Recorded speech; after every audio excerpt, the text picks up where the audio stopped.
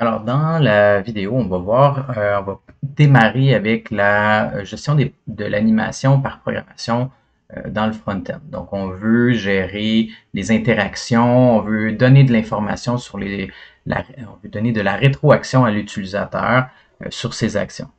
Donc, première des choses, on va commencer simple. Évidemment, mon CSS a encore beaucoup de travail à faire, mais ce que j'aimerais, c'est par exemple montrer un changement de survol entre mes liens de la navigation. Donc, première des choses que je peux faire, j'ai mon CSS ici, puis soit j'utilise le CSS imbriqué, ça veut dire que je vais mettre A et over, comme ça. Puis, je vais juste arrêter mon autocomplétion. Merci. Puis, par exemple, en survol, je vais mettre tomate. Donc, si vous n'avez pas vu le CSS imbriqué, en fait, c'est le et la perluette en français qu'on dirait. Ça représente ce qui est en haut ici. Donc, en ce moment, ça représenterait les liens qui sont en survol. Donc, si je regarde maintenant, je rafraîchis ma page. Maintenant, si je passe d'un à l'autre, ben, l'état est instantané. Donc, on change d'un état à l'autre. Les transitions CSS vont permettre de créer une transition qui est plus progressive, un changement qui est plus progressif entre les deux états.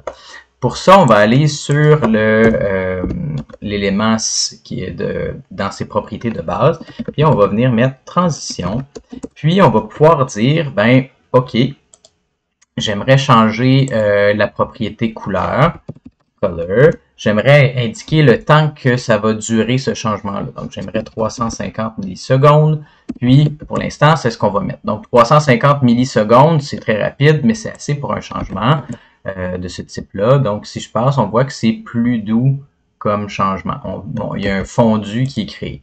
Si j'augmente le temps pour qu'on voit mieux le changement, là, je rafraîchis. Là, ça va prendre 1 seconde. Puis quand je quitte, mais ça revient à son état initial pour permettre de faire ça. Donc, les transitions, c'est un passage entre deux états. Donc là, en ce moment, mon état est mon état normal, puis en survol, c'est le deuxième état. En ce moment, je transitionne sur une seule propriété par couleur. Mais si j'avais plus qu'une propriété, je pourrais soit les nommer, soit indiquer avec le mot-clé all, ben, peu importe les changements, ben, maintenant vient les modifier. Donc, par exemple, je pourrais mettre un transform. En fait, je ne mets rien du tout ici pour sa propriété de base.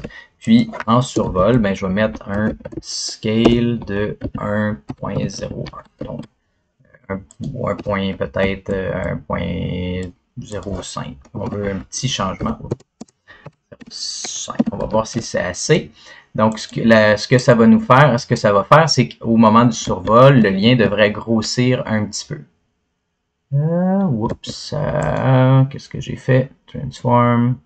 Scale, c'est peut-être pas assez. Je vais mettre 1.5 juste pour qu'on voit vraiment une différence. Qu'est-ce que j'ai mis? J'ai mis all, comme ça.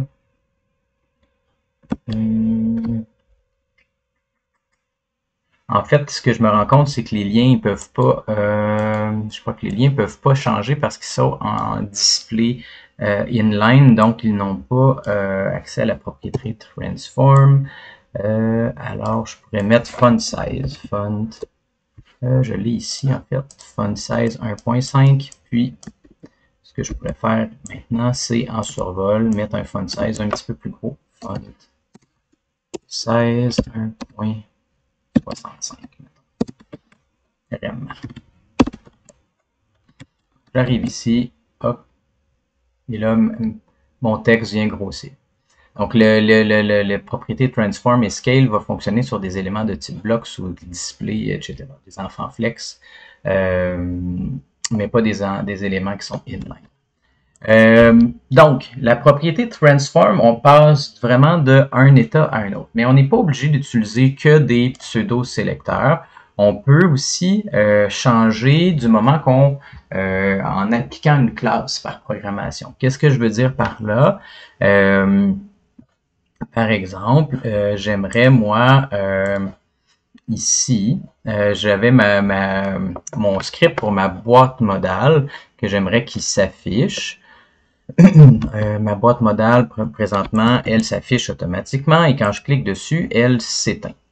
Je vais juste m'assurer, en fait, je vais enlever le petit local storage pour qu'il s'affiche à toutes les fois parce que sinon, elle va s'afficher juste une fois puis je la verrai plus après. Donc là, en ce moment, si je rafraîchis, yes, je rafraîchis encore, on la voit, parfait. Donc moi, ce que j'aimerais, c'est, bon, au chargement, qu'elle apparaisse de façon douce. Puis, quand je clique dessus, qu'il y a une espèce de fondu pour qu'elle devienne transparente. Puis, une fois que ça s'est terminé, bien là, je la cache. Donc, qu'est-ce qu'on peut faire comme ça? C'est, on a affiché modal. Donc, affiché modal, ce qu'on voit, c'est, on a invisible, puis on aimerait peut-être jouer avec l'opacité. Donc, ce qu'on peut faire, c'est, on a un display none, puis ma boîte modale, elle est où? Elle est ici. Donc, je pourrais avoir, par défaut, opacité de 0. Donc, au chargement, elle va pas être visible. Okay? Puis, elle va être encore moins visible parce que ma petite classe invisible, elle met en display none. C'est dans mes exceptions ici. Donc, c'est une classe qui permet de cacher des éléments. Ensuite, ce que j'aimerais faire, ben là, évidemment, elle va être injectée, mais on la verra pas parce qu'elle est en display none présentement, et est à opacité 0, pardon. Mais j'aimerais peut-être lui mettre un fondu. Fait que le fondu, ça va être moi qui va décider. Donc, je vais mettre et comme ça, point apparition. Apparition, comme ça. Et là, je pourrais mettre son opacité. Fait que du moment que je vais mettre cette classe-là maintenant à l'élément qui est la classe boîte modale, on va passer de 0 à 1 donc, en termes d'opacité. Si je reviens ici dans ma boîte modale, je vais enlever, pour afficher ma modale, j'enlève la classe visible et je vais mettre aussi classlist.add. Je vais lui mettre la classe apparition. Si je suis capable d'écrire. Ah. Mais là, ça va être assez instantané.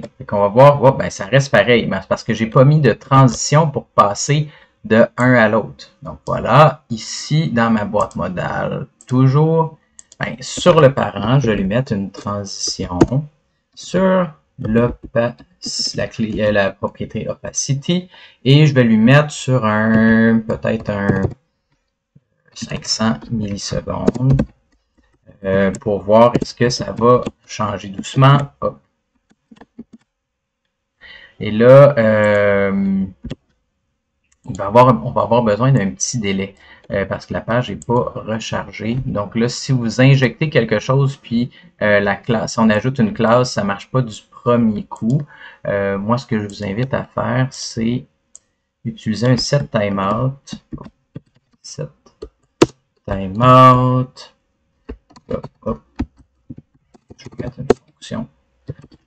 Ça. Je vais mettre ça ici avec un petit 10 millisecondes. Vraiment juste quelque chose assez pour forcer la page à repeindre l'élément. Il y a toujours un petit décalage entre... Ça arrive parce que j'injecte directement sur ma page. Puis la page n'a pas eu le temps de se rafraîchir, qu'on lui demande, on lui ajoute une classe, puis il y a un petit problème. Là, vous voyez, là, tout d'un coup, il y a un petit délai. Ça permet de faire mon fade-in. Parfait. Donc là, j'ai mon fade-in, mais quand je clique, moi, j'aimerais, comme ça, ben là, tout d'un coup, ça devient invisible. Là, ça va vite un petit peu. Moi, ce que j'aimerais, c'est enlever ma classe apparition. Comme ça. Et là, du moment que je l'enlève, elle devrait retourner à son opacité de 0. Hop, comme ça. Parfait, on a le petit fade out. Sauf que l'élément est encore visible sur la page. Donc, vous voyez qu'il y a encore le bouton ici là, qui est encore cliquable. Les éléments sont juste pas visibles. Ils sont présents sur la boîte, sur la page malgré tout. Donc, moi, ce que j'aimerais faire, c'est attendre la fin de la transition pour le mettre en display none ou l'enlever carrément de la page. Fait que, ce que je pourrais faire, c'est élément HTML, donc mon élément, .add, event listener. Et là, vu que j'utilise une transition pour passer de mon état 1 à l'état 2, transition, je vais utiliser l'événement transition end. Et là, ça va être fonction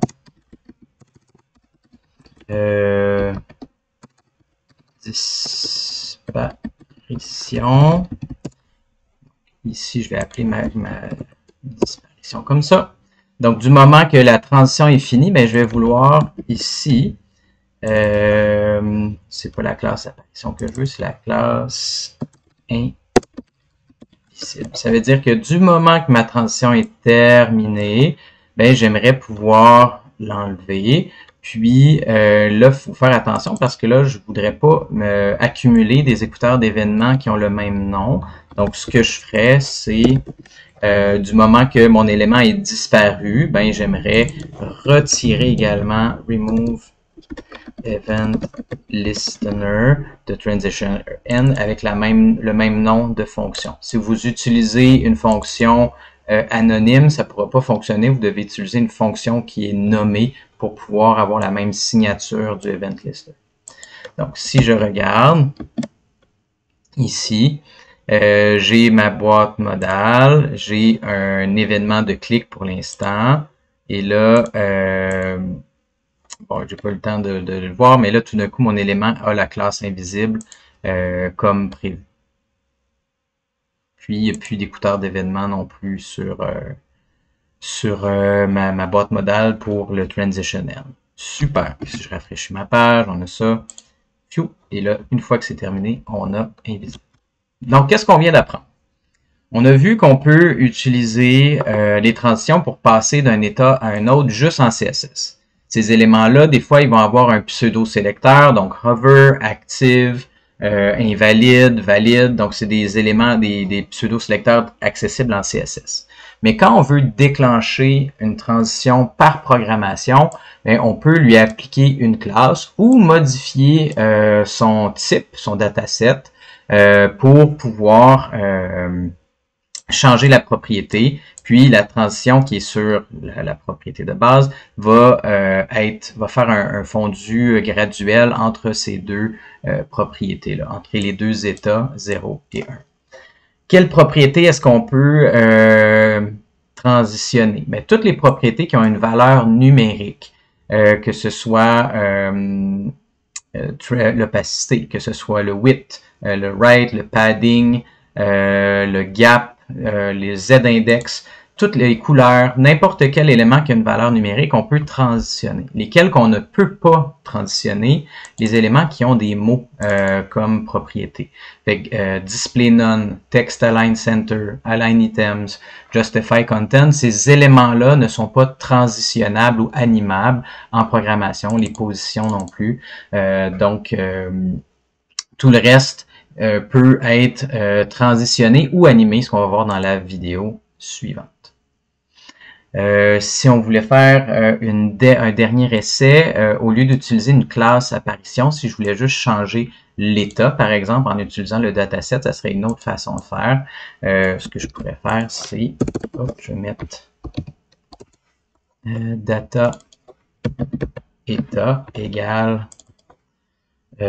visible. Okay? Donc, les attributs du dataset, c'est des propriétés, des attributs personnalisés. Moi, après data, je peux mettre ce que je veux. En termes de valeur, je peux mettre ce que je veux aussi. Puis, je mettrai à ce moment-là opacité 1. Donc, ça va avoir le même impact que si je mettais une classe. Donc, en programmation, du côté du JavaScript, qu'est-ce que je ferais à ce moment-là? Ben, au moment de l'afficher, je vais utiliser cette fois-ci dataset, élément html.dataset.état égale visible. Donc, du moment que ça va être lu, ben, ça va passer à l'étape opacité 1. Puis, en bas, ici, si je voulais juste changer au lieu d'enlever une classe, ben, je peux venir mettre data, je peux mettre invisible ou je peux mettre rien du tout, ou je pourrais enlever ma propriété avec remove attribute, comme vous voulez, mais ça va avoir l'impact de retourner à la propriété de base parce qu'il n'y a rien qui a été défini pour la valeur chaîne vide. Donc là, si je regarde, ça fait la même chose et ça fait la même chose en enlevant. Donc, soit on utilise une classe pour qu'on ajoute, puis ça vient activer la transition, soit on utilise le dataset pour changer l'état pour pouvoir passer d'un état à un autre ou le data d'une valeur définie par vous